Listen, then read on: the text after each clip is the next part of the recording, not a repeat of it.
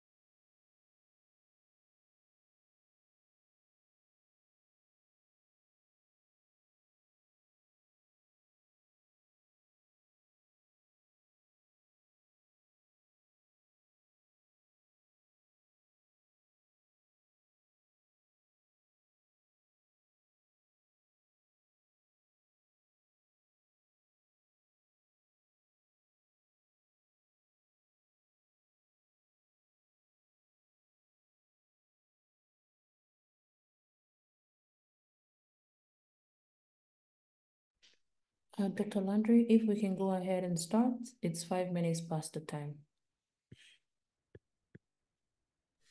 Merci beaucoup et bienvenue, chers participants, mesdames, mesdemoiselles et messieurs, à cette session sur l'orientation d'identification des domaines prioritaires pour les interventions multisectorielles, en sigle PAMI, dans la région africaine de l'OMS.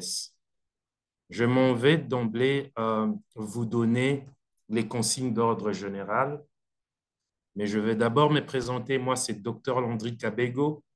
Je travaille avec l'Organisation mondiale de la santé où je suis chargé de la prévention et le contrôle de la santé. Et aujourd'hui, je serai le modérateur de cette session.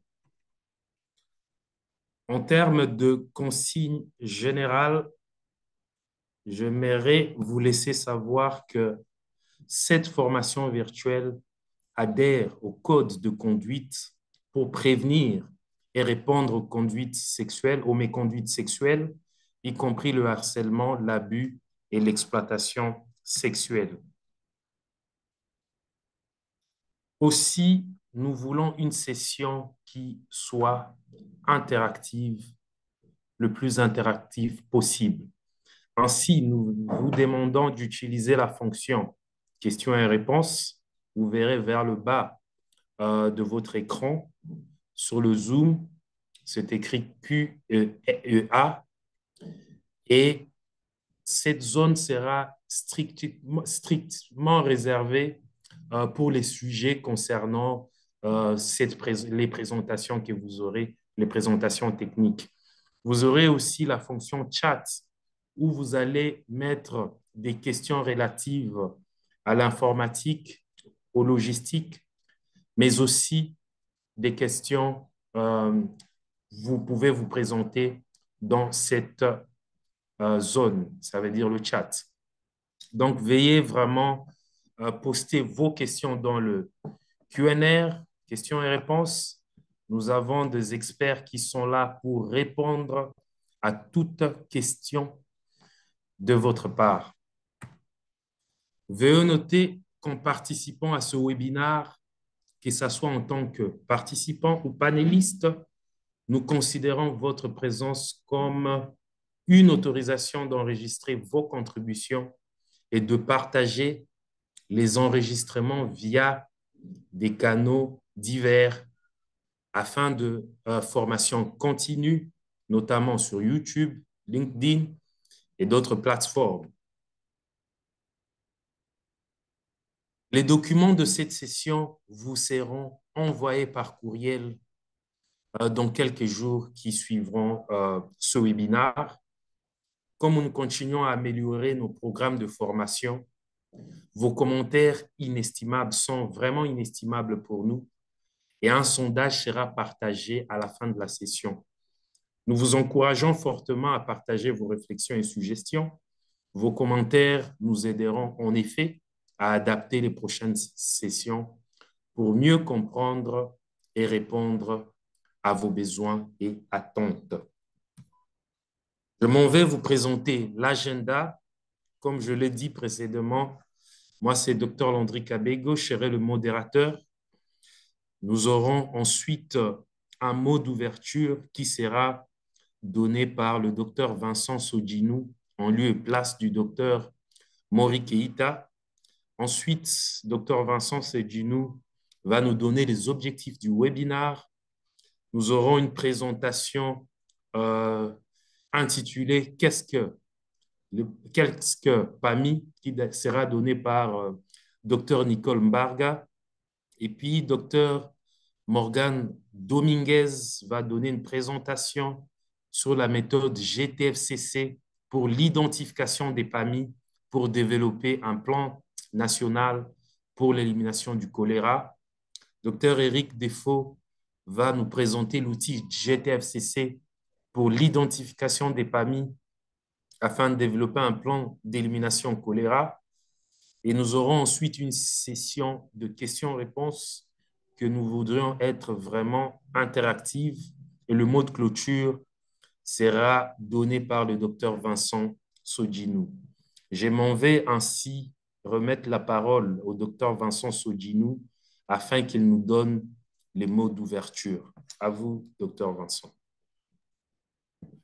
Bonjour Landry, bonjour à tous les panélistes, bonjour à tous les collègues qui nous ont rejoints sur ce webinaire.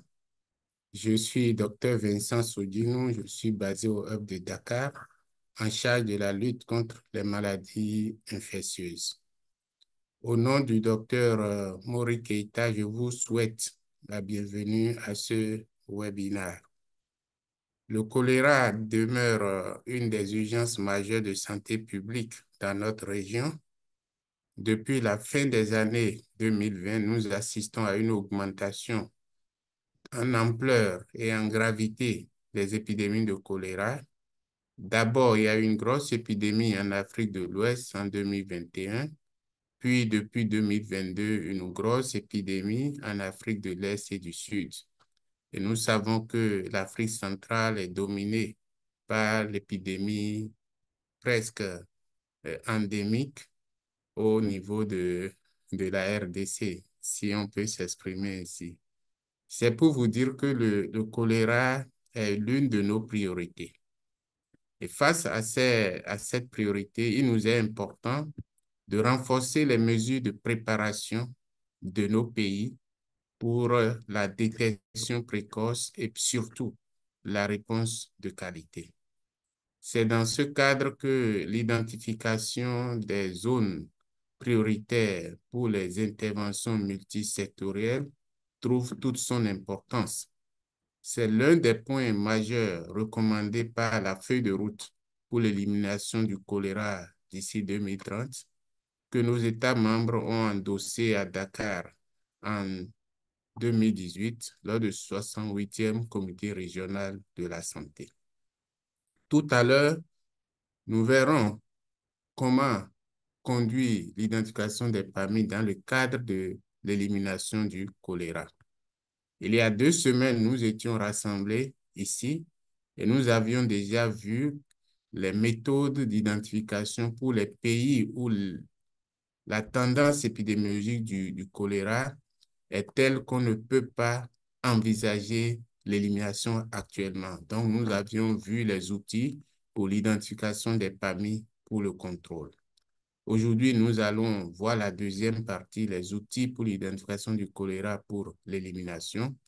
Et je voudrais que vous prêtiez une attention aux différentes présentations qui vont être faites pour nous permettre de vous capaciter dans l'accompagnement des pays pour l'identification de ces PAMI et les actions subséquentes qui doivent suivre les développements des plans de contrôle du choléra ou des plans d'élimination selon le profil. Donc, bonne séance à nous tous et à nous revoir à la fin pour le mot de clôture. Ceci dit, je voudrais saisir cette occasion pour vous présenter les objectifs de cet atelier. Donc, quels sont les objectifs de cet atelier? L'objectif général, c'est d'orienter, de fournir des conseils aux parties prenantes de nos pays sur l'identification des zones prioritaires pour les interventions multisectorielles dans le cadre de l'élimination du choléra. De façon spécifique, nous allons vous expliquer ce que c'est que les PAMI, les différents types de PAMI et l'importance de l'identification des PAMI, décrire le processus pour l'identification des PAMI pour l'élimination du choléra, présenter l'outil qui doit être utilisé à cet effet et aussi vous rassurer et vous présenter les soutiens techniques disponibles pour accompagner vos États membres dans la mise en œuvre de cet exercice lorsqu'ils vont s'y engager. Et les résultats que nous attendons, c'est que les acteurs des pays membres sont bien orientés sur l'identification des PAMI pour l'élimination du choléra, le concept de PAMI, les types et l'importance des PAMI pour l'élimination du choléra sont expliqués. Le processus d'identification des PAMI pour l'élimination du choléra est décrit. L'outil est présenté et les pays sont informés sur les soutiens disponibles pour les accompagner dans l'identification des PAMI. Voilà les objectifs que nous poursuivons pour cet atelier. Je vous remercie. Je retourne la parole à Landry. Merci beaucoup, Dr Sodjinou, Merci beaucoup, Dr Sodjinou, pour ces mots d'introduction, mais aussi pour les objectifs du webinaire. Nous aurons une présentation du docteur Nicole Barga, qui est médecin et spécialiste de la santé publique avec plus de 10 ans d'expérience dans la sécurité sanitaire en Afrique. Elle travaille avec le groupe de préparation et de réponse aux urgences du bureau de l'OMS au Cameroun. Elle a appuyé l'identification des PAMI et l'élaboration du plan national d'élimination du choléra au Cameroun. Elle va nous donner une présentation sur qu'est-ce que les PAMI. À vous, docteur Nicole.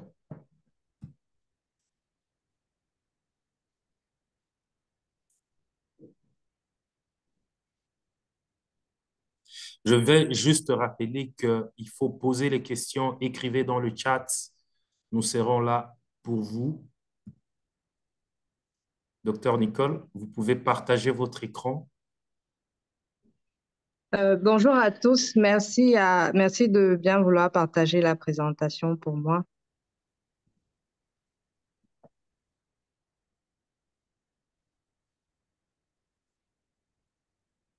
En attendant la présentation qui est en train d'être partagée, je vais vous informer qu'on a aussi Dr Anne Loarec, mais aussi Dr Fred Kapaya qui sont là. Ils sont des responsables techniques qui travaillent dans le domaine de la lutte contre le choléra et qui vont aussi participer à répondre à vos questions. Merci à vous, Dr Nicole.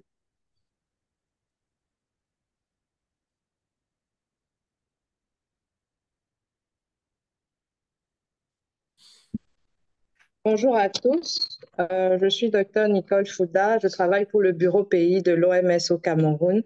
Et ce matin, j'ai l'honneur de vous présenter l'identification des PAMI. Slide. Donc, on va parler un peu de ce que c'est les PAMI. Les PAMI, c'est tout simplement des domaines prioritaires d'intervention multisectorielle pour la lutte et le contrôle du choléra. En fait, c'est une appellation empruntée de l'anglais. PAMI, ça signifie Priority Areas for Multisectoral Interventions. Donc, les PAMI étaient autrefois appelés les hotspots, c'est-à-dire les zones chaudes qui sont propices à la propagation du choléra. En fait, ce sont des zones géographiquement délimitées. Ça peut être des districts de santé, des aires de santé, mais on sait que dans ces zones, les conditions sont propices à la propagation du choléra. Ça peut être des conditions environnementales, c'est-à-dire des conditions d'hygiène et d'assainissement qui sont inadéquates. Ça peut également être des conditions culturelles ou socio-économiques, la pauvreté, l'afflux massif de déplacement de personnes, entre autres. Et toutes ces conditions facilitent la transmission du choléra. Et dans ces zones, en général, le choléra peut persister ou réapparaître de façon régulière. Sur votre droite, vous voyez une cartographie des PAMI qui a été faite pour le Cameroun sur la période de 2015 à 2022. C'est juste pour que vous ayez une idée de ce à quoi ça ressemble lorsqu'on identifie les PAMI. Les zones rouges, ce sont des zones à haute priorité. Les zones jaunes sont en moyenne priorité et les zones vertes sont à faible priorité. Donc, l'identification des PAMI a permis d'hiérarchiser ces zones. Slide.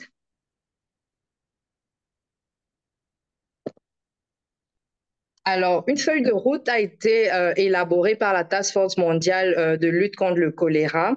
Et cette feuille vise à mettre fin au choléra à travers des stratégies de contrôle et d'élimination qui sont spatialement ciblées dans les PAMI. Sur votre droite, vous voyez la feuille de route qui vraiment appelle les pays à identifier leurs PAMI. Slide. Alors, quel est l'objectif de l'identification des PAMI? C'est une étape décisionnelle pour tout pays qui est engagé dans la lutte et le contrôle du choléra. Cette étape permet d'éclairer la planification des interventions de lutte contre le choléra. En fait, c'est l'une des étapes préliminaires lorsque les pays s'engagent à élaborer leur plan national choléra, comme vous pouvez le voir sur la droite. Ça permet de guider le ciblage géographique des interventions de lutte contre le choléra à mener dans les pays, pilier par pilier. Et comme je l'ai dit, c'est vraiment l'une des premières étapes à implémenter lorsqu'on est engagé dans des interventions de lutte et de contrôle du choléra. Et pour y parvenir de façon plus efficace, il est mieux d'identifier les PAMI afin que les actions soient menées dans ces zones qui sont ciblées spécifiquement et que ces actions puissent être spécifiques à ces zones. Slide. Alors, combien de temps est-ce que ça pourrait prendre? On sait qu'en moyenne, ça prend généralement 6 mois, le processus d'identification des PAMI. Il faudrait faire une anticipation et une planification minutieuse qui permet d'identifier les PAMI.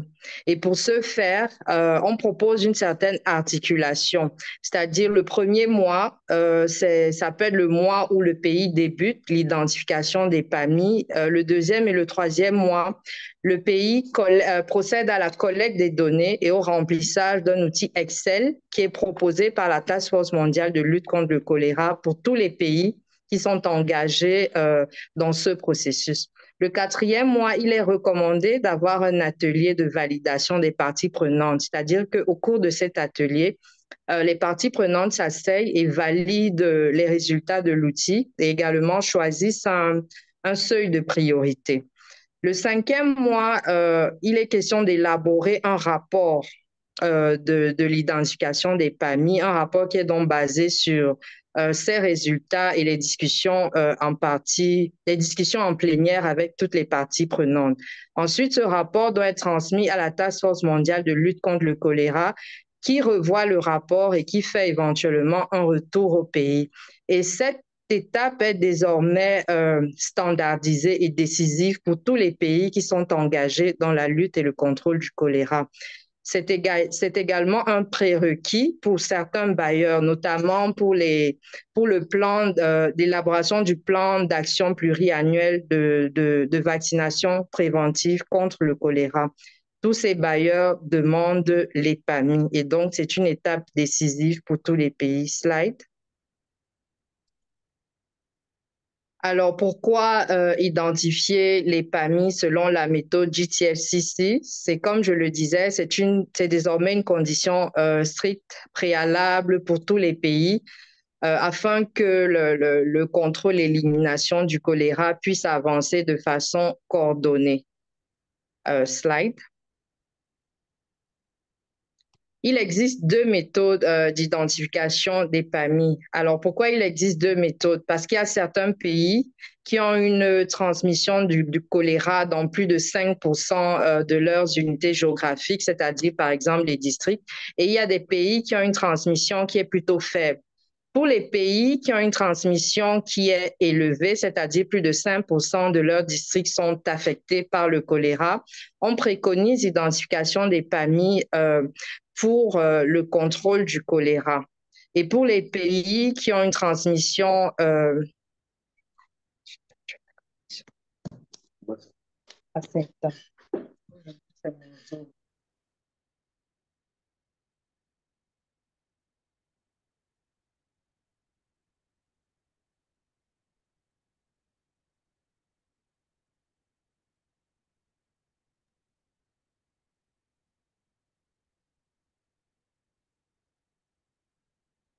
Je crois que le docteur Nicole a un petit problème technique. Donc, si vous voulez, je peux reprendre la main.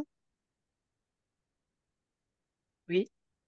Donc, nous en étions à l'identification des PAMI pour l'élimination, donc qui est en fait le sujet du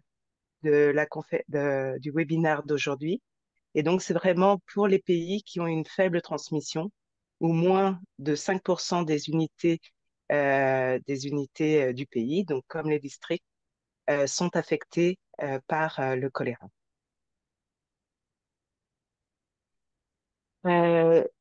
Donc, ce qui est très important, c'est que cette méthode vraiment vise à diminuer le risque que le choléra réémerge dans le pays.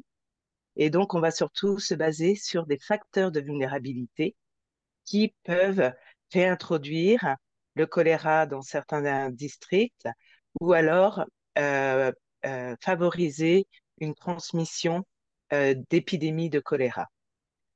Pour éliminer donc durablement le choléra, les pays vont, avec une faible transmission de choléra, vont essayer vraiment de focaliser tous les efforts pour prévenir les épidémies de choléra et donc en ciblant des unités du pays encore à risque suivant la vulnérabilité qu'ils ont à la réémergence ou la réintroduction du choléra.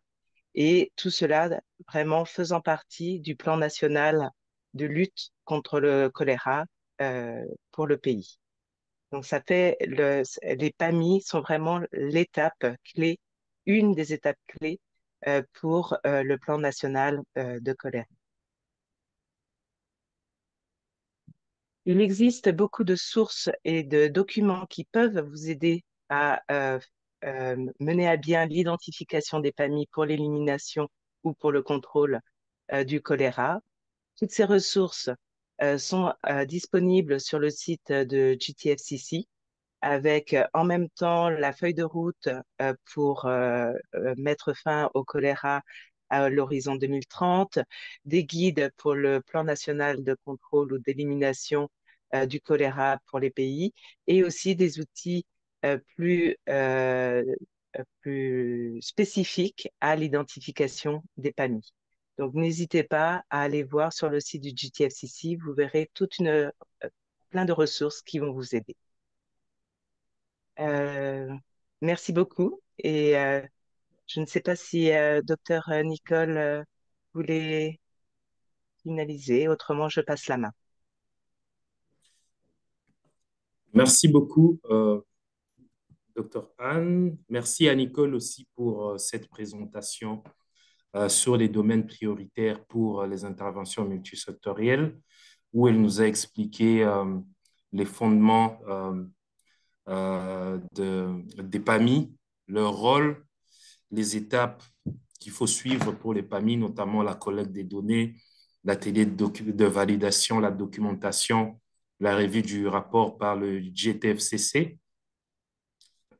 Elle nous a parlé aussi de la durée moyenne que prend l'élaboration des PAMI, notamment si elle a parlé de 6 mois.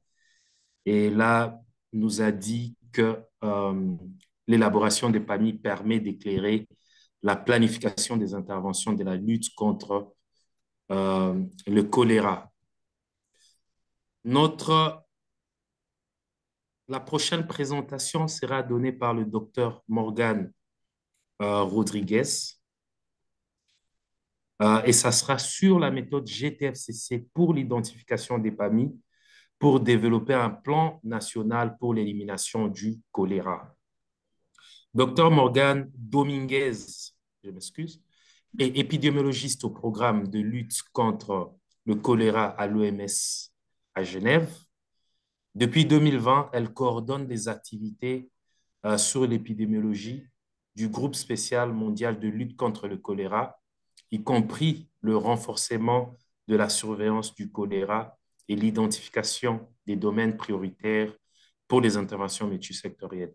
Je m'en vais dire aussi à tous les participants d'écrire vos questions techniques dans la zone Q&R, Q&R, questions et réponses, et vous aurez vos réponses de la part de nos experts en choléra. À vous, docteur Morgan Dominguez. Merci beaucoup, docteur Landry, et bonjour à tous. Dans cette présentation, on va introduire effectivement la méthode GTFCC pour identifier les PAMI pour l'élimination du choléra. Alors, ça a été rappelé par les intervenants précédents, notamment docteur Nicole. Mais c'est, je pense, important d'insister là-dessus. Il y a bien deux méthodes distinctes pour identifier les PAMI. Une de ces méthodes vise à identifier les PAMI pour le contrôle du choléra. Et l'autre méthode, celle qui fait vraiment l'objet de notre webinaire aujourd'hui, est pour l'identification des PAMI pour l'élimination du choléra. Et dans ma présentation, on va resituer à quel pays s'adresse cette méthode des PAMI pour l'élimination. Et puis ensuite, on verra les grands principes méthodologiques pour utiliser cette méthode. L'identification des PAMI, c'est une étape, et c'est l'une des premières étapes pour un pays qui souhaite développer ou bien mettre à jour un plan national contre le choléra, un PNC. Et il faut avoir en tête que habituellement, un PNC a une période de mise en œuvre d'environ 5 ans. C'est-à-dire que le PNC va fixer les objectifs du pays contre le choléra à échéance 5 ans. Et en ayant ce pas de temps en tête, on comprend qu'un PNC pour l'élimination du choléra, et donc l'identification des PAMI pour l'élimination, s'adresse à des pays qui, de façon raisonnable et réaliste, peuvent éliminer le choléra sous 5 ans. Et ça va être des pays où la transmission du choléra est très faible. Les autres pays, y compris ceux qui sont encore assez fortement atteints par le choléra, vont, eux, identifier des PAMI pour le contrôle, développer un PNC pour le contrôle, et progressivement, au fil des progrès pour contrôler le choléra, pour eux aussi, l'élimination deviendra de façon progressive un objectif possible et réaliste. De façon un petit peu plus pratique, quand est-ce qu'on considère qu'un pays peut raisonnablement se fixer pour objectif d'éliminer le choléra sous 5 ans et par conséquent devrait plutôt utiliser la méthode PAMI pour l'élimination? Si dans un pays, moins de 5% des unités géographiques des districts ou bien le niveau immédiatement inférieur au district ont rapporté du choléra au cours des 5 dernières années, alors on considère que ce pays est prêt à viser l'élimination du choléra. En revanche, pour les pays où plus de 5% des unités géographiques ont rapporté du choléra au cours des 5 dernières années, ces pays-là devraient plutôt identifier les PAMI pour le contrôle du choléra. Alors pour ces pays qui satisfont aux conditions et aux critères pour identifier les PAMI pour l'élimination, on va voir maintenant comment identifier les PAMI et les grands principes méthodologiques. En ce qui concerne le process, il y a 2 grandes phases qui sont successives dans le temps. La première phase est une phase de préparation à l'aide à la décision en s'appuyant sur des données. Et pendant cette première phase, toutes les unités géographiques d'un pays vont être scorées pour se voir attribuer un indice numérique. Et cet indice va représenter la vulnérabilité des zones à la réémergence du choléra. Ensuite, la deuxième phase est une phase décisionnelle proprement dite, au cours de laquelle différentes parties prenantes d'un pays vont, par consensus, décider d'un seuil pour cet indice numérique qui a été calculé à la première phase. Et ce seuil est très important pour l'identification des PAMI parce que toutes les unités géographiques qui auront une valeur d'indice supérieure à ce seuil seront des PAMI pour l'élimination. Au total, les PAMI pour l'élimination dans un pays seront toutes les unités géographiques, et je le rappelle, ici on parle du niveau administratif 2 ou 3, c'est-à-dire les districts ou le niveau immédiatement inférieur. Dans un pays, toutes les unités géographiques qui ont eu des épidémies de choléra au cours des 5 dernières années, de facto, par défaut, sont des PAMI pour l'élimination. Mais puisqu'on vient de voir les critères pour utiliser les PAMI pour l'élimination, si un pays satisfait à ces critères pour utiliser la méthode, on sait qu'il y aura très peu de PAMI dans ce pays sur la base du critère de survenue récente d'une épidémie de choléra.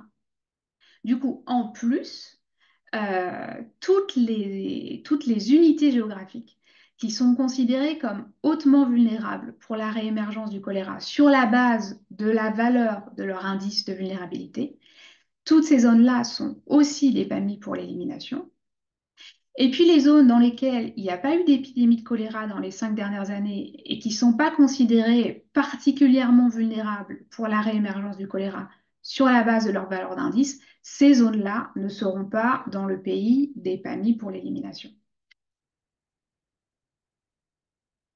Du coup, on le comprend bien, cet indice, il est vraiment majeur pour définir la liste des PAMI.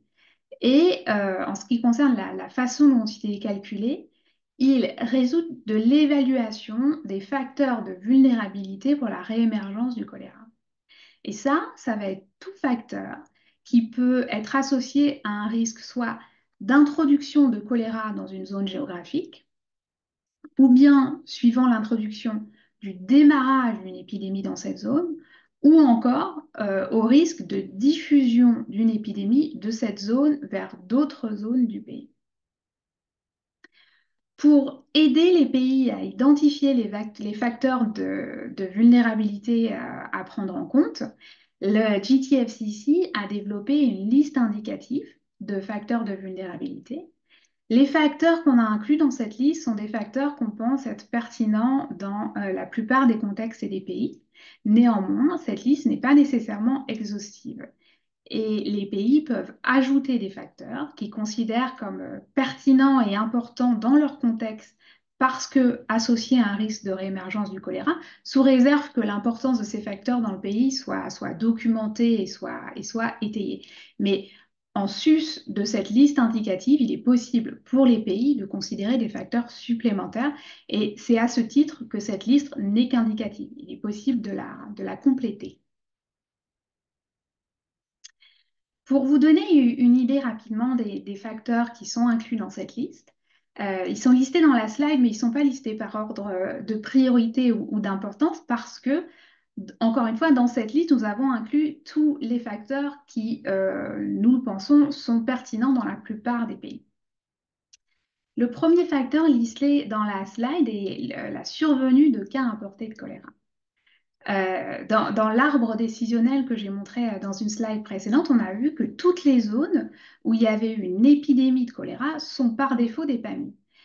Mais s'il y a eu des cas importés sans transmission secondaire, il n'y a pas eu d'épidémie au sens propre. Néanmoins, le fait qu'il y ait eu des cas importés montre quand même qu'il y a non seulement une probabilité d'introduction, mais une survenue d'introduction. Et à ce titre, c'est un facteur de vulnérabilité. Ensuite, les zones d'un pays qui sont frontalières avec des zones de pays voisins qui sont fortement atteintes par le choléra, soit parce qu'elles, par le pays voisin, elles ont été identifiées comme PAMI, ou bien on sait qu'il y a des épidémies en cours dans ces zones. Les zones du pays qui identifient ces PAMI, qui sont frontalières avec de telles zones dans d'autres pays, sont plus vulnérables à l'introduction du choléra. Vient ensuite le fait que dans des zones, il y ait des grands axes pour le transport, qui là va va représenter une vulnérabilité, non seulement pour l'introduction du choléra, mais possiblement ensuite, s'il devait y avoir une épidémie, pour sa diffusion. Les zones qui accueillent des grands rassemblements de population, là encore, possiblement une vulnérabilité pour l'introduction, et si toutefois ça devait être introduit pour la diffusion. Les zones qui sont très fortement peuplées, où là, ça peut augmenter le risque de démarrage d'une épidémie suite à une introduction. Les zones qui ont des populations à haut risque. Et par population à haut risque, on veut dire ce sont des populations qui ont un risque accru d'exposition au choléra. À titre d'exemple, pour être plus précis, ça peut être par exemple des communautés de pêcheurs. Également des populations difficiles d'accès. Dans des zones difficiles d'accès, il est possible que la détection d'une épidémie ne soit pas suffisamment précoce, que les mesures de réponse ne puissent pas être mises en œuvre rapidement, et auquel cas, ça augmente la vulnérabilité au démarrage d'une épidémie. Vient ensuite le fait qu'il y ait eu une campagne de vaccination orale contre le choléra il y a plus de 3 ans, et plus particulièrement si cette vaccination n'a pas été associée à des progrès significatifs en matière d'eau, d'assainissement et d'hygiène. S'il n'y a pas eu de progrès significatif sur eau, assainissement, hygiène en combinaison de la campagne de vaccination, eh bien, il y aura eu une protection temporaire dans la zone par l'immunité vaccinale, mais suite à ça, la zone, néanmoins, demeure très vulnérable à la reprise épidémique.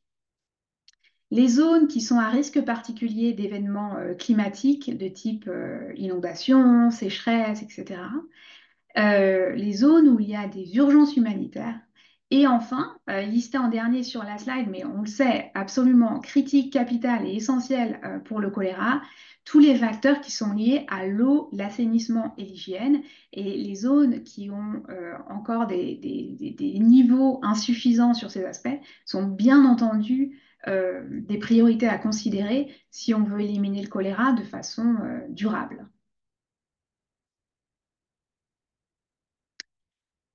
Une fois qu'un pays a statué sur les facteurs de vulnérabilité qui sont pertinents dans son contexte, c'est-à-dire a décidé éventuellement de facteurs supplémentaires à considérer, en plus des facteurs indicatifs qu'on vient de voir, il faudra alors déterminer comment sera mesurée la présence ou l'absence de chaque facteur.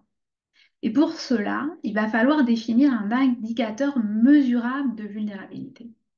Alors, ce qu'on veut dire par là, par exemple, dans la slide précédente, un des facteurs de vulnérabilité était une forte densité de population.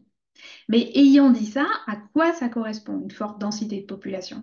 Il faut que le pays définisse un seuil et il faut aussi que le pays identifie une source de données pour pouvoir évaluer chaque zone au regard de ce seuil.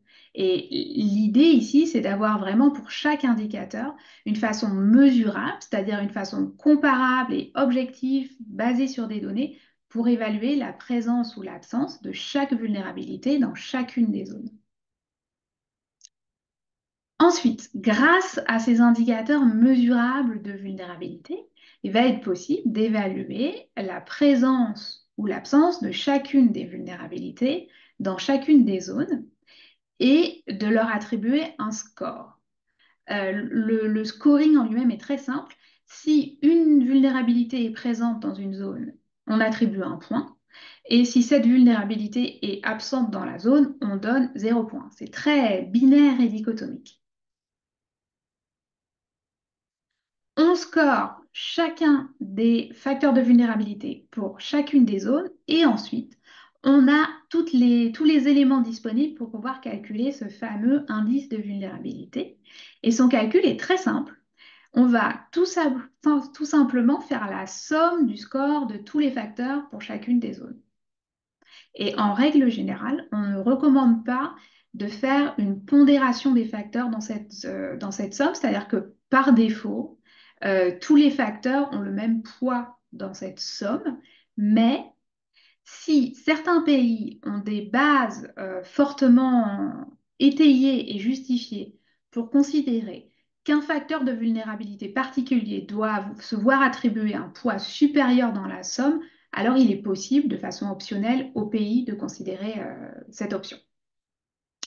Et bien entendu, on calcule cet indice pour chacune des unités géographiques du pays. Le fait d'avoir cette valeur d'indice de vulnérabilité pour chacune des zones, c'est ce qui conclut la première phase, qui était une phase de préparation à l'aide à la décision. Et maintenant que cet indice a été calculé, on passe à la seconde phase, qui est la phase de prise de décision en s'appuyant sur cet indice. Et cette décision doit être prise par consensus entre les parties prenantes du pays et des parties prenantes qui représentent différents secteurs. La santé, les finances, l'eau, l'assainissement, l'hygiène, etc. Une consultation multipartenariale. Et il est préférable de réunir ces parties prenantes, si possible en présentiel, sous un format d'atelier, afin qu'elles soient vraiment réunies ensemble pour pouvoir discuter et pour pouvoir décider. Et en particulier, décider de la valeur du seuil d'indice de vulnérabilité. Et encore une fois, ensuite, ce sera assez simple. Toutes les zones qui auront une valeur d'indice supérieure à ce seuil dont vont décider les parties prenantes seront des PAMI. Pour décider de la valeur du seuil qui est la plus juste et la plus pertinente pour un pays, les parties prenantes devront considérer deux facteurs principaux qui sont la faisabilité du futur PNC, mais aussi l'impact du futur PNC. Et il va y avoir un exercice de recherche d'équilibre parce que ces deux facteurs sont un peu antagonistes. Pour maximiser la faisabilité, il est préférable d'avoir un petit nombre, un nombre raisonnable de PAMI, alors que pour maximiser l'impact du futur PNC, alors là, on aurait tendance à vouloir avoir beaucoup de PAMI. Il y a donc une recherche d'équilibre à faire entre ces deux dimensions qui peuvent être un peu antagonistes. Et ça sera illustré de façon plus pratique à travers des exemples dans la prochaine présentation. À l'issue de cet atelier, il y aura donc eu un seuil qui a été défini et le pays aura sa liste des PAMI. Et à présent, on va se concentrer sur les choses à faire immédiatement après cet atelier. La toute première chose à faire, et à faire de préférence rapidement après l'atelier, pendant que tout est encore relativement frais dans l'esprit de chacun, est de documenter le processus d'identification des PAMI dans un rapport. Et ce rapport devra documenter les méthodes, les décisions prises, les justifications, ça c'est important, les justifications pour les décisions qui ont été prises, et puis bien sûr les résultats en termes de liste des PAMI. Pour vous assurer d'avoir un rapport aussi complet que possible, on vous invite à suivre la trame de rapport qui a été développée par la GTFCC.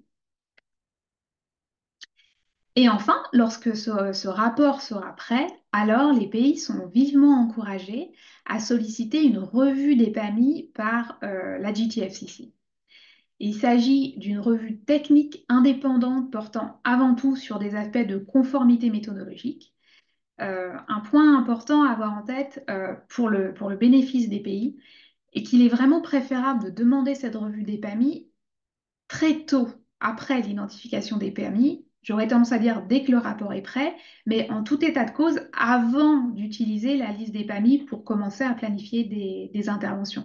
De telle façon que s'il devait y avoir du feedback à travers cette revue, il sera plus efficient et plus simple pour les pays de le prendre en compte.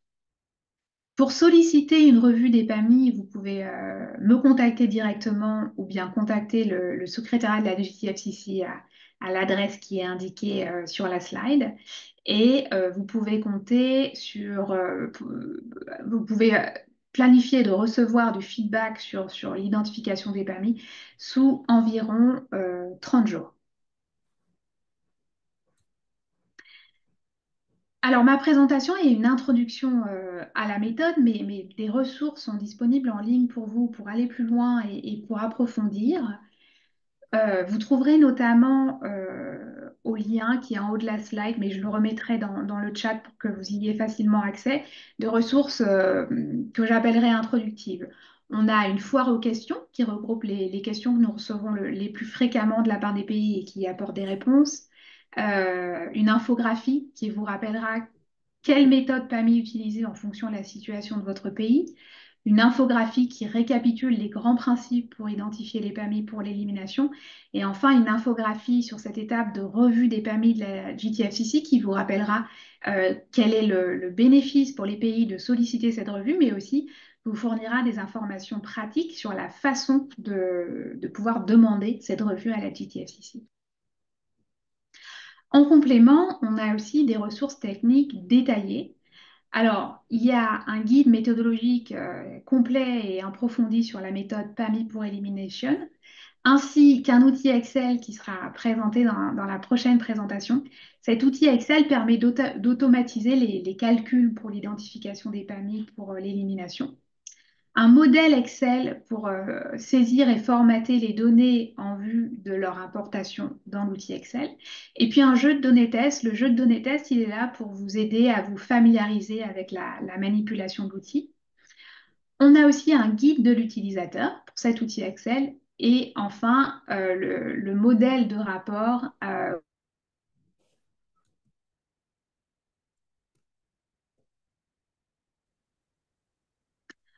au total, le package de ressources méthodologiques en ligne est assez complet, mais si vous avez besoin de toute assistance technique additionnelle, le réseau des partenaires de la JTFCC est là pour vous accompagner.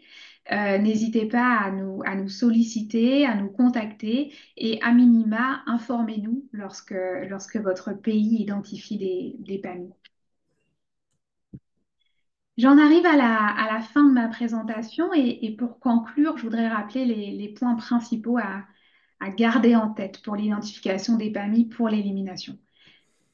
Alors tout d'abord, cette méthode PAMI pour l'élimination, elle est destinée aux pays où la transmission est très faible, c'est-à-dire les pays où moins de 5% des unités géographiques ont eu du choléra au cours des 5 dernières années.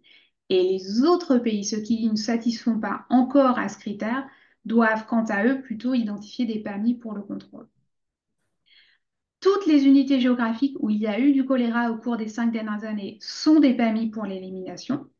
Et en plus de ça, les unités géographiques qui sont considérées comme hautement vulnérables à la réémergence du choléra, telles que reflétées dans cet indice de vulnérabilité, sont également des PAMI pour l'élimination. Merci à tous. Merci beaucoup, Dr Morgan, de nous avoir fait naviguer dans ce monde d'identification de PAMI.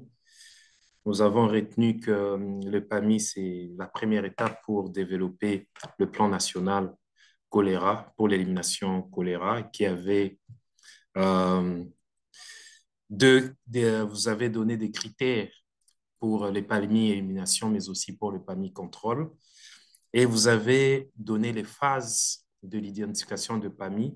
Vous y parlé de facteurs de vulnérabilité, notamment l'importation du choléra, les zones transfrontalières, les axes et carrefours de transport, les grands rassemblements, etc., qui permettent de développer un indice de vulnérabilité.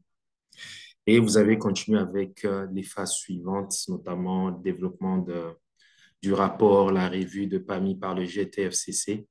Et ce qui était aussi intéressant, c'est toutes les ressources vers la fin que vous aviez montrées. J'espère que tous nos participants auront l'occasion d'avoir ces ressources qui sont très importantes. Dans les chats, il y a des questions, donc je vous encourage. Il y a Amadi Baraka qui a posé 2 questions auxquelles Dr Nicole Barga a répondu, mais aussi il y a Gavli Dongoa qui a aussi posé une question intéressante. En tout cas, toutes les questions sont très intéressantes et suscitent... donc, je continue, chers participants, à vous demander de poser vos questions dans le chat, non pas dans le chat, mais dans le questions et réponses Q&A. Nous allons passer vers la prochaine présentation qui sera donnée par le docteur Éric Defaux. Et ça sera sur l'outil GTFCC pour l'élimination des PAMI pour développer un plan national pour l'élimination du choléra.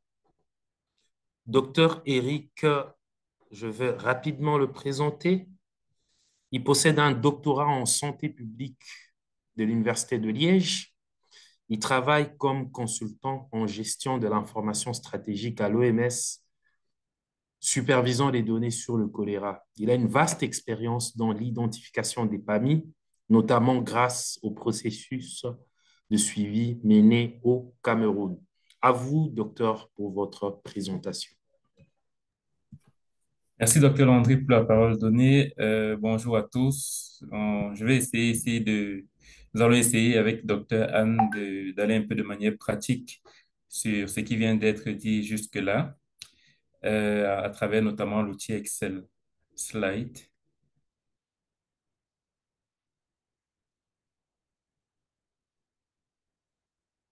Slide. Merci. Donc, pour ce qui est de l'identification des PAMI à travers l'outil Excel de la DTFCC, nous avons 3 étapes capitales. La première étape, c'est de préparer les différentes données qui est déterminante par rapport à la suite du processus. Ensuite, il s'agit de télécharger ces données et de revoir les résultats, des résultats à travers l'outil, notamment le calcul d'indices de priorité. Et enfin, de préparer la validation de la liste finale des PAMI à travers notamment une réunion avec les partenaires et d'autres intervenants. Slide. Comme point clé, il faut noter, comme l'a dit tout à l'heure Dr Morgan, quand nous avons un ensemble de facteurs de vulnérabilité qui sont des facteurs spécifiques au contexte qui doivent être pris en compte. Nous avons la collecte de données, comme je l'ai dit tantôt, qui est une étape capitale car elle détermine toute la suite du processus, les résultats et même les conclusions qui vont être prises. Donc, ça veut dire qu'il faut tirer parti des données disponibles, discuter des différents biais et de documenter les différentes décisions qui vont être prises.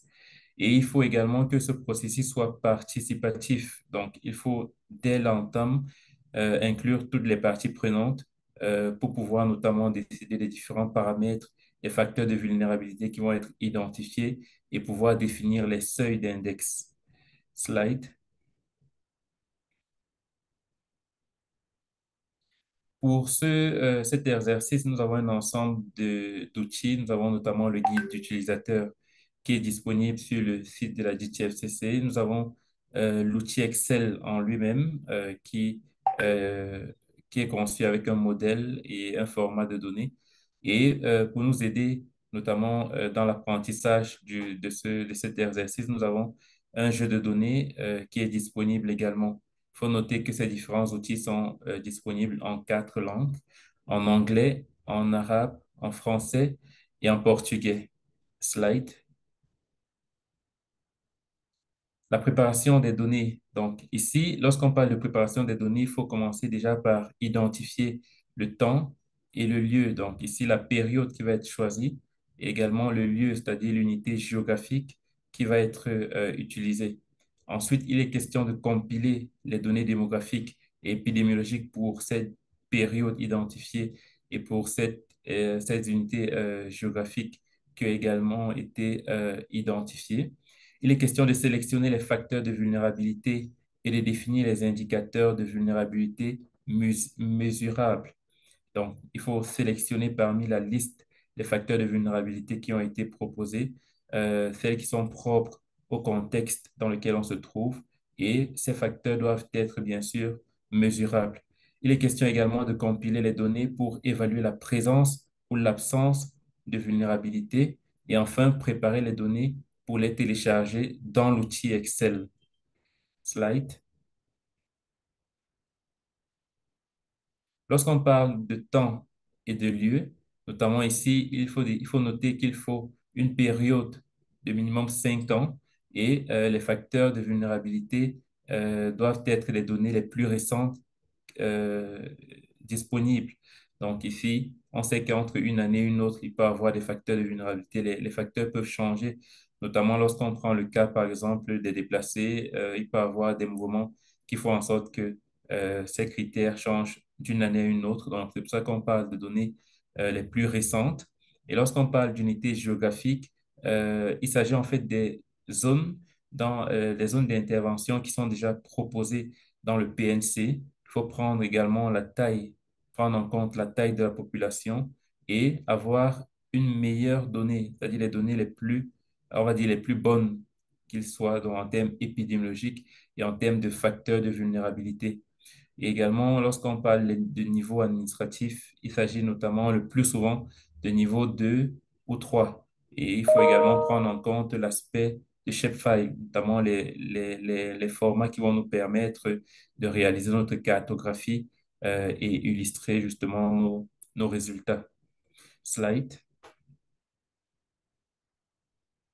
Pour ce qui est de la population, donc, il faut une population estimée la population estimée à la dernière année de la période d'analyse. Donc, il faut que on ait une population bien spécifique. Et en termes de données épidémiologiques, donc, il s'agit des données en termes d'apparition de foyers confirmés de choléra, cas confirmés de choléra acquis localement.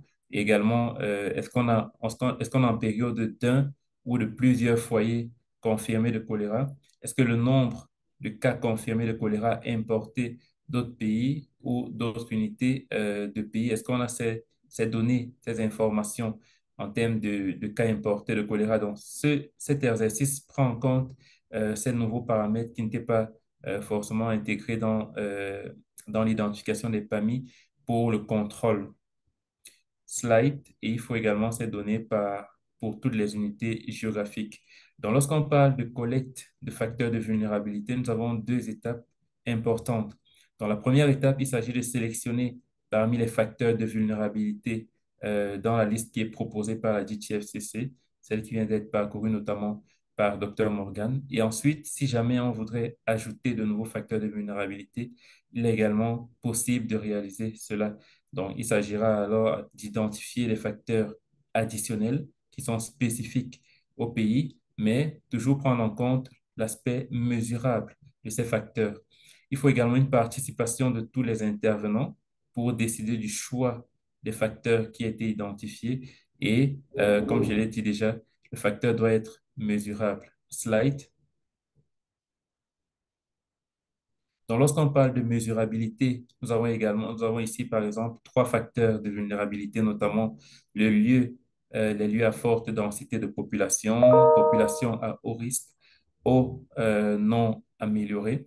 Donc, ici, par exemple, si on prend le premier cas, lieu à forte densité de population, c'est un facteur qui peut être mesurable en ce sens-là que, ici, d'après la définition, il s'agit des zones qui ont une population ou alors un nombre de personnes supérieur ou égal à 1000 personnes au kilomètre carré. Donc, cette définition a une source bien spécifique et on a également la date de données. Donc, il faut noter que pour chaque facteur de vulnérabilité, la définition doit s'appuyer sur une source une bonne source en fait de données et il faut également prendre en compte la date à laquelle cette définition a été élaborée. Donc, si on prend également le cas de l'eau non améliorée, nous avons pour définition ici toute zone avec plus de 30% de la population ayant accès à l'eau avec un type d'installation non améliorée qui provient en fait de la DMP de 2022. Slide.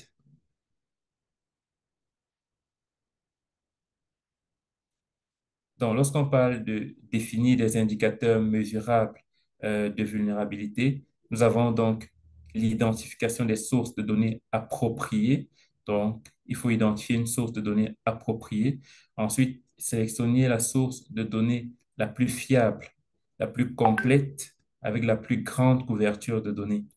Et si nécessaire, envisager également des indicateurs de substitution, donc y compris au niveau géographique supérieur, à travers les enquêtes ad hoc pour collecter des données nécessaires et des connaissances d'experts pour une évaluation qualitative.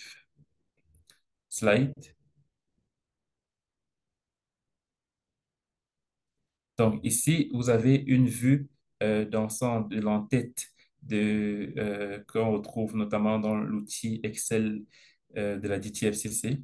Et donc, vous allez vous rendre compte que nous avons plusieurs parties. Donc, la première partie ici concerne l'identifiant unique. Donc, ce sont les informations concernant nos unités administratives, unités géographiques qui ont été définies. Ensuite, nous avons les populations pour chaque unité administrative. Et nous avons la partie qui concerne les facteurs de vulnérabilité. Nous avons 18 facteurs de vulnérabilité qui sont proposés. Donc, le tout premier qui concerne la présence de cas de choléra dans la zone identifiée. Nous avons ensuite la présence de cas de choléra importés ou non dans la zone et un ensemble de facteurs, entre autres, le fait que cette zone soit une zone à haut risque, le fait qu'il y ait eu des événements climatiques qui pourraient influencer justement au niveau de l'analyse et des résultats. Donc, c'est un ensemble de facteurs comme ça qui sont prévus et sur lesquels nous pouvons nous appuyer ou alors sélectionner certains ou tout au plus ajouter d'autres facteurs propres au contexte dans lequel on se trouve. Slide, je crois que Je peux reprendre oui, la main. la partie Enfin, ici, justement, docteur Anne va suivre la suite du processus. Merci. merci. Donc, on a vu comment un petit peu collecter les données pour les différents, que ce soit au niveau de la population, des données épidémiologiques avec les cas les cas locaux ou les cas importés, et les données aussi concernant les facteurs de vulnérabilité qui vont être traduits par des indicateurs de vulnérabilité et, comme on a vu, qui puissent être euh, comment dire, catégorisés en présent ou non présent. Et donc, avec ces données, on va apporter ces données dans le modèle donc, qui a été présenté avant. Il est fortement recommandé d'utiliser le modèle qui a été développé par le GTFCC. Ça va vraiment faciliter le fait d'être sûr que l'outil qui fait tous les calculs automatiquement va pouvoir fonctionner parfaitement. Donc, fortement recommandé d'utiliser le modèle. La liste que vous allez importer dans l'outil doit contenir toutes les unités administratives et pas seulement pas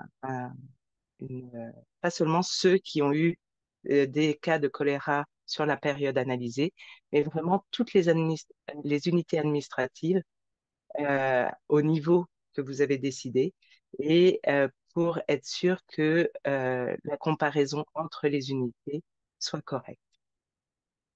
Pour importer les données dans l'outil, il est vraiment important de respecter l'ordre des variables et aussi de la convention pour les noms. Je vais vous le montrer en vous faisant une démonstration directe de l'outil.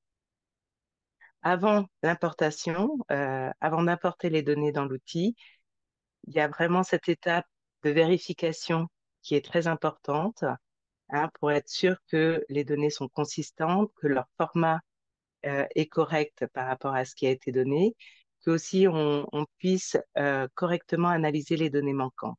Donc, toute cette liste de vérification est expliquée et décrite dans le guide des utilisateurs, pardon.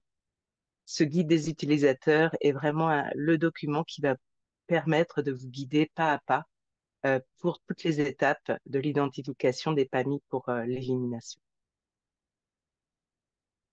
Donc, la première chose à faire, on va voir, pardon, trois étapes. La première étape est de télécharger les données dans l'outil.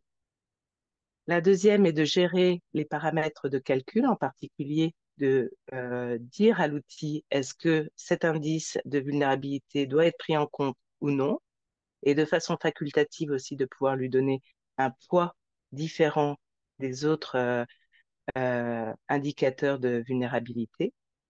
Et l'outil va calculer automatiquement l'indice de vulnérabilité. Et donc, il faut quand même le vérifier, le comprendre pour pouvoir après identifier un seuil que nous allons voir dans une autre étape de cette présentation. Donc, la première étape est de changer le nom de l'Excel. Alors là, vous m'accordez juste une petite seconde. Je vais vous présenter l'outil en tant que tel. J'espère que vous pouvez tous voir l'outil Excel. Donc ça, c'est le modèle pour importer les données. Et donc, comme on l'a vu, on a les unités géographiques, la population, les cas de choléra locaux, les cas de choléra importés, puis après la liste des facteurs de vulnérabilité qui sont proposés par le GTFCC. Et à la fin, vous avez aussi 4 colonnes qui permettent d'ajouter des indicateurs de vulnérabilité spécifiques à votre pays. Pour cette présentation, j'ai pris l'exemple du jeu de données qui est accessible sur le site du GTFCC et avec lequel vous pouvez vous entraîner et et vraiment comprendre comment l'outil fonctionne. Donc là, dans ce modèle de données, c'est les données donc fictives du jeu de formation. Et donc, où on peut voir les unités administratives, les populations et les différents facteurs qui sont catégorisés comme présents ou non présents, donc oui ou non, avec la possibilité aussi de marquer si c'est une valeur manquante ou si tout l'indicateur est exclu. Donc, après avoir mis vos données dans ce modèle, nous allons les importer dans l'outil. Donc, l'outil se présente de cette forme. Je vais agrandir un peu mon écran. Donc, vous avez une première page avec des informations générales et avec des liens pour, par exemple, le guide d'utilisateur ou le jeu de données de formation. La deuxième page est la page en jaune où vous allez pouvoir importer vos données. La troisième page est là où vous allez pouvoir vérifier quels doivent être les indicateurs qui doivent être inclus ou exclus. Je vais y revenir après. Et après, les pages en vert sont des pages que vous n'allez pas modifier et c'est là où tous les calculs vont être faits automatiquement. Donc, avant d'importer les données, ce qu'on recommande, c'est de changer le nom. Par exemple, là, j'ai rajouté webinar, de changer le nom du fichier, de l'outil, pour être sûr qu'à chaque fois, vous utilisez un fichier qui n'a pas été modifié, ni dans les formats, ni dans les calculs qui ont été préparés. Donc, première étape, changer le nom. Et deuxième étape, vous allez sélectionner dans votre modèle de données toutes vos données, pas la page entière, mais simplement votre jeu de données. Vous allez la sélectionner et la copier et la coller ici dans l'outil, mais simplement les valeurs. Pas vraiment faites attention à bien copier que les valeurs. Voilà, donc maintenant dans mon outil dont j'ai changé le nom, je peux voir toutes les données qui ont été préparées avec le modèle. Maintenant que, pardon, donc ça c'était la première étape, d'importer les données et de copier les données, mais seulement les valeurs. La deuxième étape va être de vérifier la liste des vulnérabilités, de mettre à jour, en particulier si vous avez ajouté des facteurs supplémentaires, de mettre à jour les définitions, de décider si un indicateur doit avoir un plus gros poids dans la somme et dans l'indice de vulnérabilité pour la prise de décision, et d'être sûr d'avoir sélectionné les facteurs de vulnérabilité que vous voulez inclure dans, dans le calcul de l'index de vulnérabilité.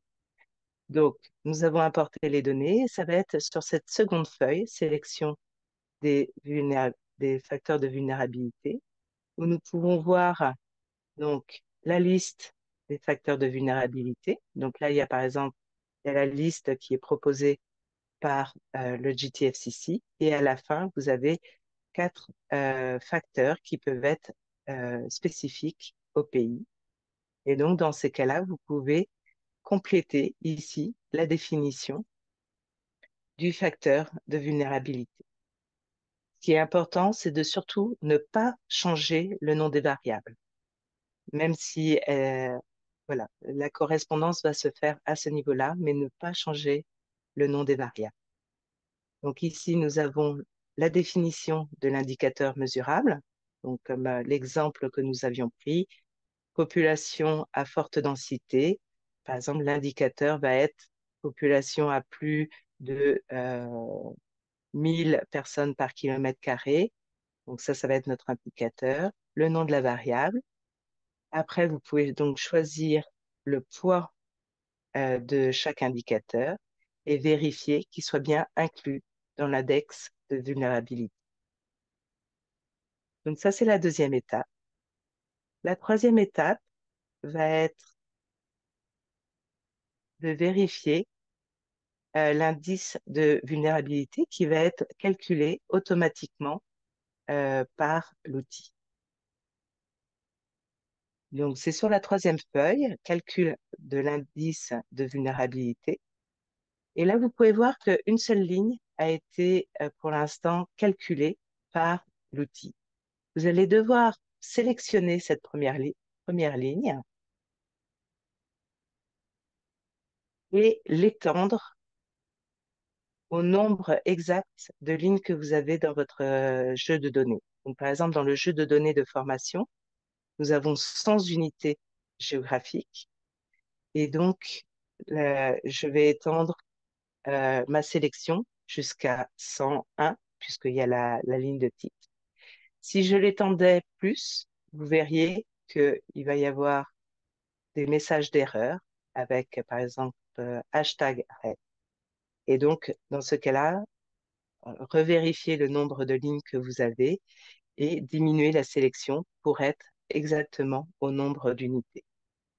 Donc, vous avez, comme pour le modèle, les variables dans les colonnes et pour chaque ligne, chaque unité administrative avec un identifiant unique par unité géographique et les noms des unités géographiques.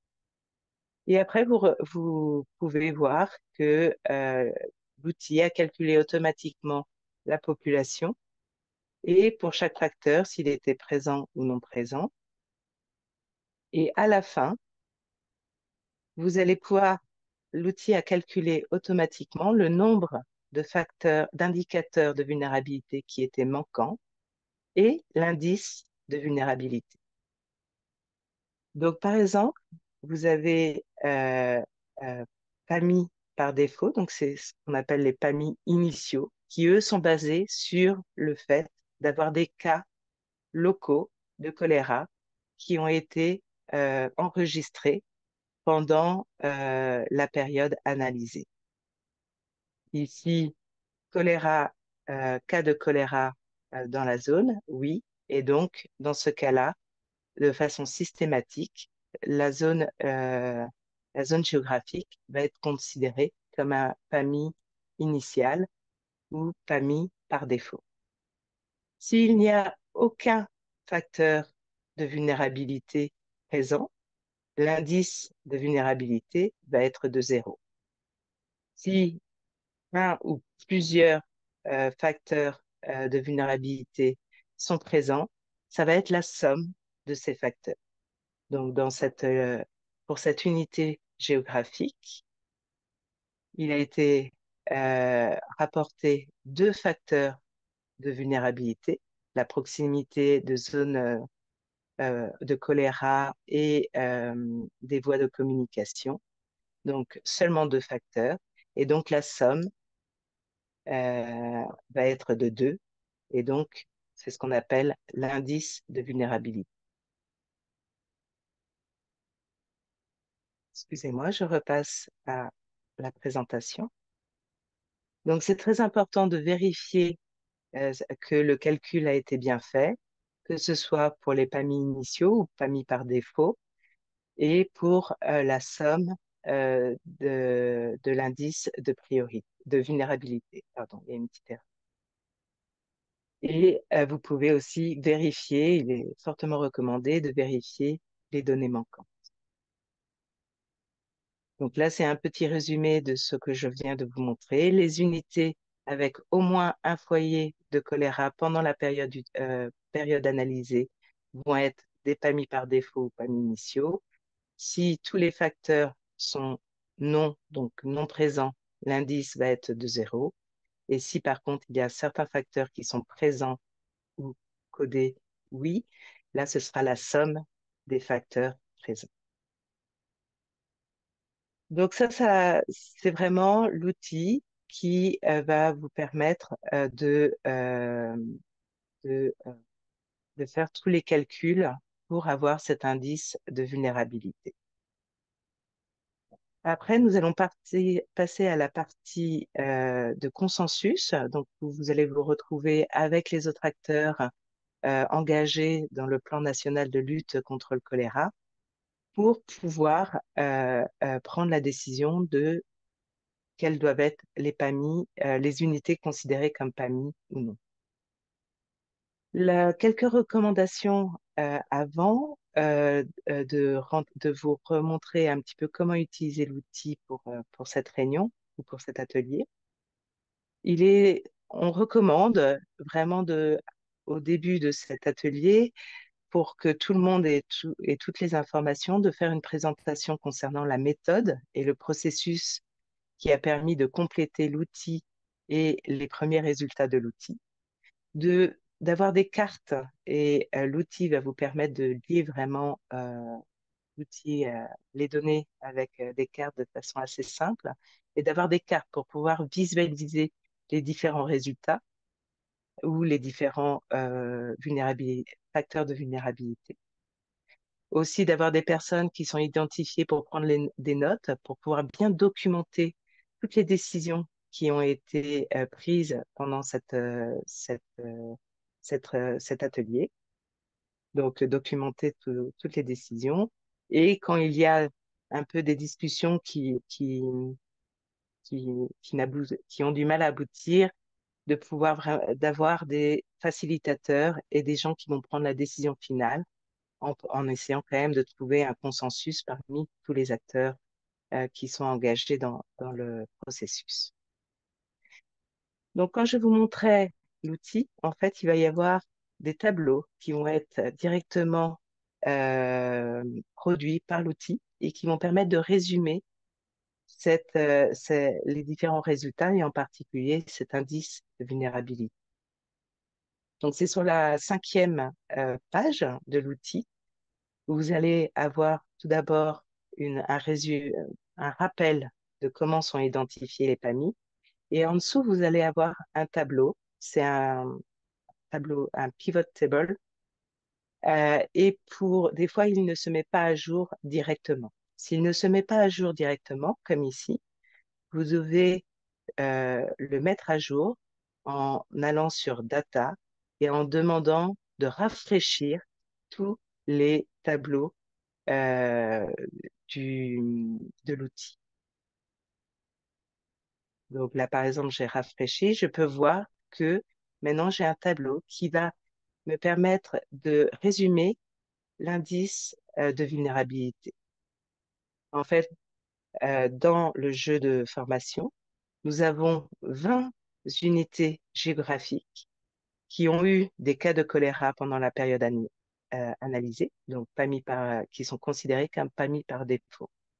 Et ces 20 unités géographiques correspondent à 20% des unités géographiques du pays fictif, puisque j'ai 100 unités dans le pays fictif de ce jeu de données, et correspond à la population de 22% de la population du pays.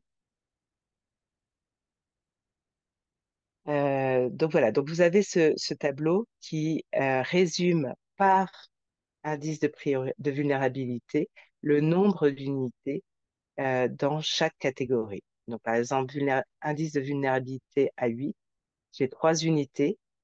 Donc si je mettais un seuil à 8, en fait, il y aurait le PAMI par défaut à 20, plus les 3 PAMI ayant un indice de vulnérabilité à 8, donc 23 unités. Les 3 unités représentent 3%, et si je fais le calcul cumulatif, ça fait 23%. Pareil pour la population, ça me donne la population pour toutes les unités qui ont un indice de vulnérabilité à 8, ça représente 3,9%. Et si je prends en cumulatif avec les PAMI initiaux, ça me fait du 26,6%. J'espère que ce tableau est assez clair parce qu'il va être vraiment clé pour pouvoir vous aider à décider d'un seuil d'indice de vulnérabilité qui va permettre de dire c'est un PAMI, cette unité géographique est un PAMI ou n'est pas un PAMI. Pour continuer juste avec l'outil, il y a une 5e feuille euh, où vous allez pouvoir aussi avoir une idée des données manquantes.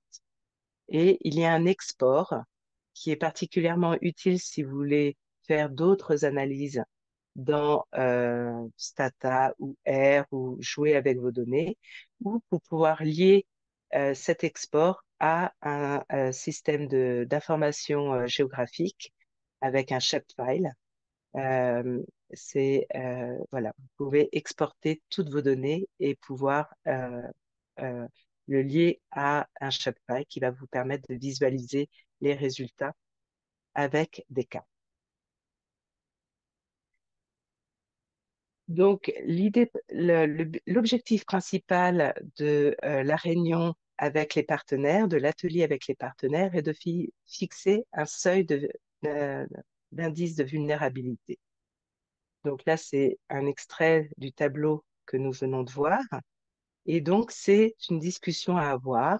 Voilà, si par exemple ici, on mettait un seuil de l'indice de vulnérabilité à 6, pardon, il y aurait 27 unités qui seraient considérées comme PAMI, donc à 6 plus au-dessus du seuil, il y a 27 unités, ce qui représente 27% des unités géographiques et 30% de la population. Donc, comme on vous l'a aussi dit, très important de pouvoir visualiser ces résultats avec des cartes. Donc là, par exemple, c'est un exemple avec le jeu de données de formation, de pouvoir visualiser quelles sont les zones, les unités géographiques qui ont le plus fort indice de vulnérabilité à 8, à 7, à 6, avec les PAMI initiaux. Et donc, toute la discussion de l'atelier avec les partenaires va essayer de trouver le seuil adéquat, ni trop bas pour pouvoir quand même avoir un impact sur la santé publique et sur la transmission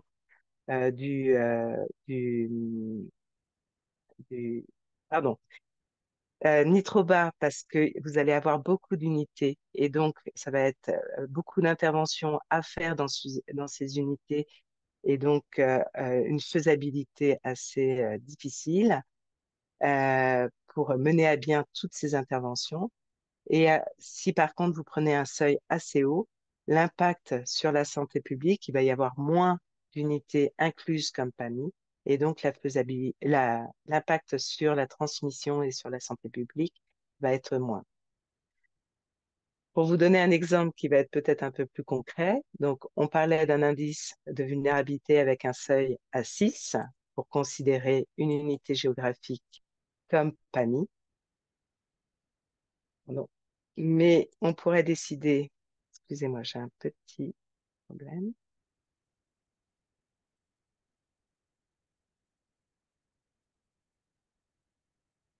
On pourrait décider d'un indice de vulnérabilité à 4. Donc, l'indice de vulnérabilité, j'ai 27% d'unités géographiques avec 30% de la population. Si par contre, j'abaisse mon seuil à 4, et donc en considérant toutes les unités géographiques qui ont un indice de vulnérabilité à 4 ou au-dessus, ça m'amène à 39 unités géographiques et 41% de la population. Donc, un plus gros impact au niveau de la transmission du choléra et de la santé publique, mais de plus grandes peut-être difficultés au niveau de la faisabilité des interventions que vous allez prioriser dans ces unités géographiques. Donc, c'est vraiment une balance à trouver et à discuter et pour laquelle se mettre d'accord avec tous les partenaires qui sont engagés dans le processus. Donc là, c'est un exemple avec des cartes où on peut montrer les cartes qui sont de facto pas mis parce qu'ils ont eu des cas, des unités qui sont au-dessus du seuil de l'indice de vulnérabilité et des unités qui vont être considérées comme non pas mis. Donc la liste finale des PAMI qui vraiment est un consensus avec les différents partenaires doit être vraiment en lien avec le plan de lutte contre le choléra pour le pays, avec les interventions qui sont vraiment planifiées dans ce plan. Et donc, elle comprend la liste initiale des PAMI, donc les unités où il y a eu des épidémies pendant la période donnée, et les PAMI supplémentaires, donc ceux qui sont au-dessus du seuil de l'indice de vulnérabilité. Merci beaucoup. Je vous repasse la parole. Merci beaucoup, Dr. Eric et Dr. Anne, pour cette présentation. Je vais présenter Dr. Anne Loarec de manière rétrospective. Elle est médecin de formation et elle travaille actuellement comme consultante pour le GTFCC au siège de l'OMS afin de développer une formation en ligne pour l'identification PAMI. Il faut dire aussi qu'elle a appuyé à ce jour 3 pays à conduire leur identification PAMI pour la lutte contre le choléra. Donc, pour sa présentation et celle de Eric, c'était une présentation commune. Ils nous ont amenés dans le monde des données, notamment la collecte des données à introduire dans le modèle Excel pour PAMI, la vérification des indices de vulnérabilité, le calcul d'indices de vulnérabilité, mais aussi du seuil de l'indice de priorité qui vont permettre de donner aussi des cartes visuelles pour voir les régions les plus vulnérables. Nous allons passer à la session des questions et des discussions. Donc, toute personne qui a une question, veuillez indiquer ou lever électroniquement votre main. Je ne sais pas si c'est possible. Et puis, nous allons vous donner la parole. OK, je vois, il y a une main. D'abord, les autres personnes, veuillez lever vos mains. Juste dire que dans les chats, il y avait 3 questions qui ont été brillamment répondues. Je vais passer la main à Camara Noum. C'est possible de prendre la parole, Camara, Monsieur Camara, pour votre question. Amarashi, is it possible to unmute Camara so he can ask his question? Absolutely doing that now. OK.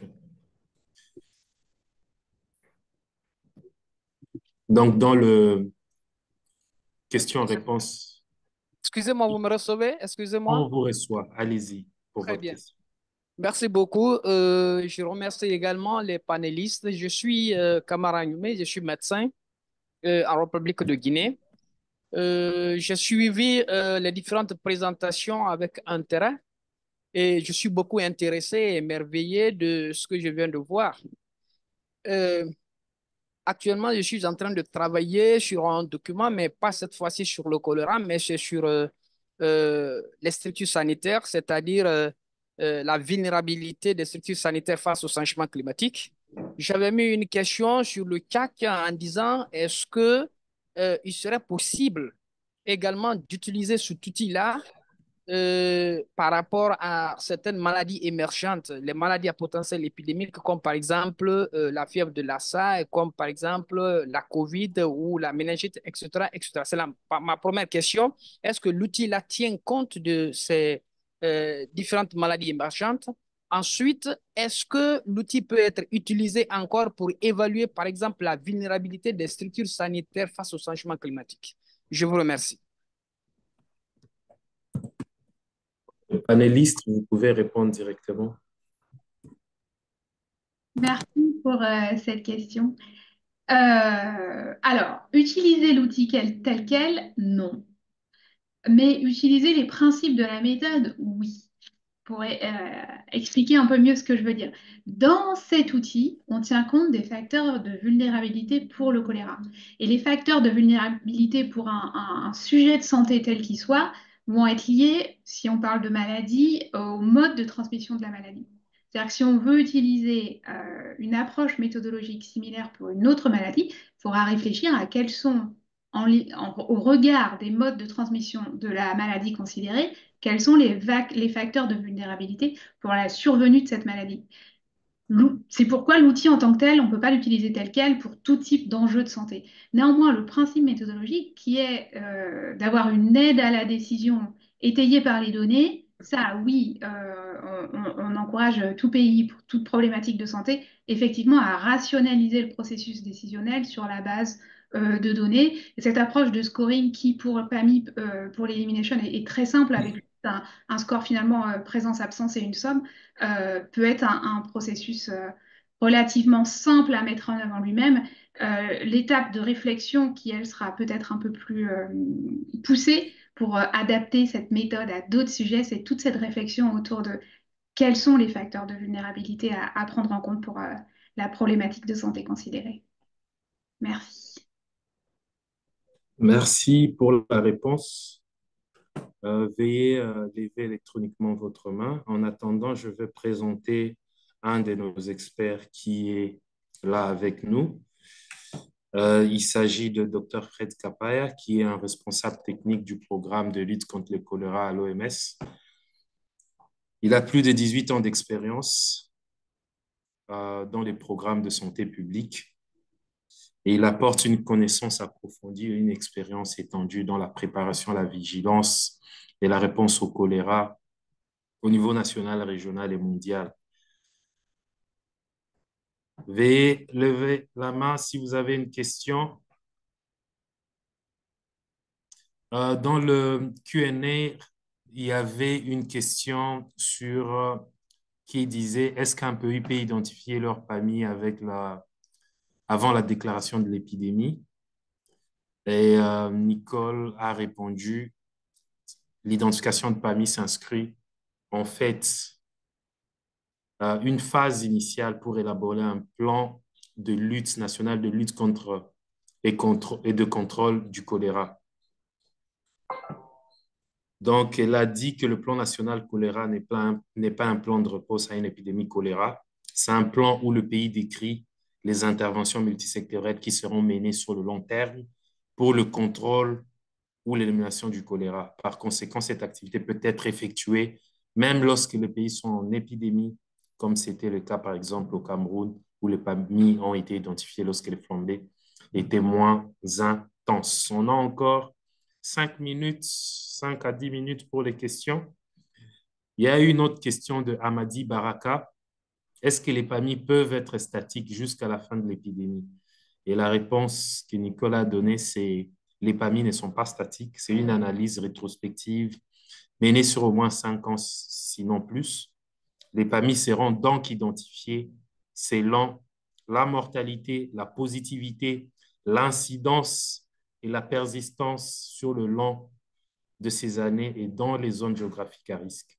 Une épidémie peut donc affecter la liste de PAMI identifiés, mais l'analyse complète concerne au moins 5 ans. Et puis, il y avait une dernière question, une avant-dernière question de Dongoa Gavli. PAMI et plan de riposte et élimination, quelle est la différence? Docteur Vincent a répondu, les PAMI sont préalables au plan national choléra pour le contrôle ou l'élimination du choléra. C'est quand on finit à identifier et à valider les PAMI qu'on développe un plan contre choléra. Il n'y a toujours pas de main levée. Et oui, on va vous partager les présentations dans les heures ou jours qui viennent, les présentations de ce webinaire. Et comme il n'y a pas de questions supplémentaires, je vais peut-être, comme on a encore quelques minutes, I'm going to give to Fred Kapaya 1 minute to speak something about this webinar. I think you are the only expert who didn't have the opportunity to speak. So over to you if you have one message to provide to the participant, please, Fred. So thank you very much, Landry. Unfortunately, I'm going to use English, but basically just to indicate that identification of priority areas from our sectoral interventions for cholera elimination is very key because just like in the opening remarks, what we are seeing with the epidemiology of cholera is that it is going beyond the traditional hotspots that we knew all along. So therefore, all countries are required to prepare. And one of the preparatory measures is to identify the priority areas to ensure that there is no re-emergence or reoccurrence of cholera in the countries that have low to no transmission of cholera. So just to say this is a very important workshop, or rather webinar, and just to say thank you for everyone to attend. Thank you. Merci beaucoup, Dr. Freds. Et de ce fait, je veux repasser la parole au Dr. Vincent Sodinou pour le mot de clôture. À vous, docteur.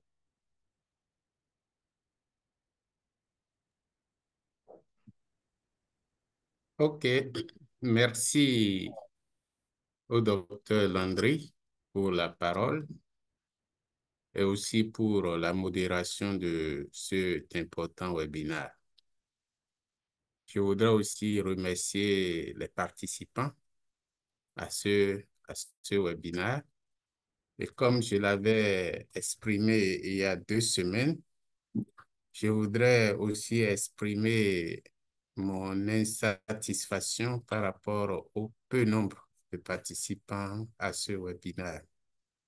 Nous l'avons conduit à la fois pour les pays anglophones et pour les pays francophones. Et à chaque fois, on a vu plus d'engouement, plus de participants de pays anglophones que de pays francophones. Et donc, je pense que un exercice doit être fait dans nos pays, dans nos bureaux pays, pour diffuser les informations relatives à ces activités et garantir la participation d'un grand nombre d'experts de nos pays. Ceci dit, je voudrais féliciter et remercier ceux qui ont participé à ce webinaire. Nous sommes conscients que ce webinaire ne va pas résoudre tous les problèmes de compréhension et de mise en œuvre de l'identification des PAMI. Et c'est pour cela que nous voulons vous rassurer que le bureau régional de l'OMS pour l'Afrique et le bureau et le siège de Genève sont disponibles pour accompagner les pays qui aimeraient réviser ou s'engager dans la démarche d'identification des PAMI. Réviser parce que nous avons certains pays qui avaient déjà conduit l'exercice et il est recommandé que tous les 5 ans, on puisse mettre à jour cette évaluation. Et pour les pays qui ne l'avaient pas fait et qui souhaitent s'engager, il vous suffit de m'envoyer un message pour exprimer votre désir de commencer le processus et nous pourrons apporter des appuis techniques et aussi des formations plus approfondies pour vous accompagner dans le processus. Donc, je serai à l'écoute de l'expression des différents besoins. Comme je l'ai dit au début, le choléra aujourd'hui, sa dynamique a changé. Et le choléra survient dans beaucoup de pays qui n'étaient pas au départ reconnus comme des pays endémiques au choléra ou comme des pays où les épidémies sont rapportées. Et même à l'intérieur des pays, il y a des localités qui n'avaient jamais été affectées par le choléra et qui actuellement sont touchées. C'est aussi une des conséquences du changement climatique. Et cela veut dire que nous ne devons pas nous croire à l'abri du choléra, même si nous ne l'avons pas eu au cours des dernières années. Nous devons nous préparer. Et l'objectif de ce webinaire, c'est de vous aider à engager cette préparation. Elle démarre par l'identification des hotspots ou des PAMI. Et donc, je serai à l'écoute pour l'expression des besoins de nos différents pays pour s'engager dans le processus. Ceci dit, à nouveau, remercier les collègues qui ont animé le webinaire, remercier Dr Nicole, Dr Defo du Cameroun, remercier Dominguez et Anne qui nous ont appuyés de Genève, remercier Fred Capaya, mais aussi remercier l'équipe technique Jacker et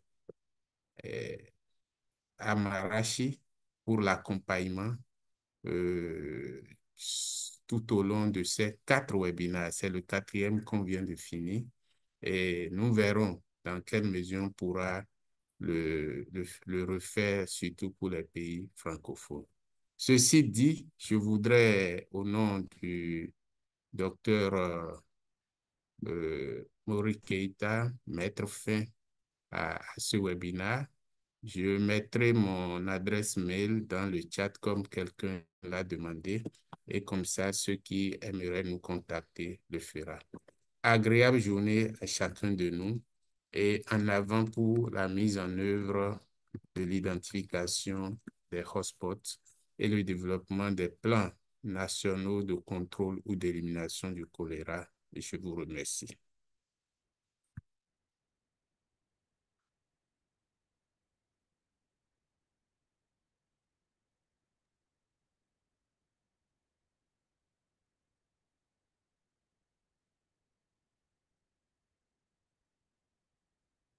Goodbye. Merci, goodbye. Bye bye. Au revoir à tous. Au revoir à tous. Bye.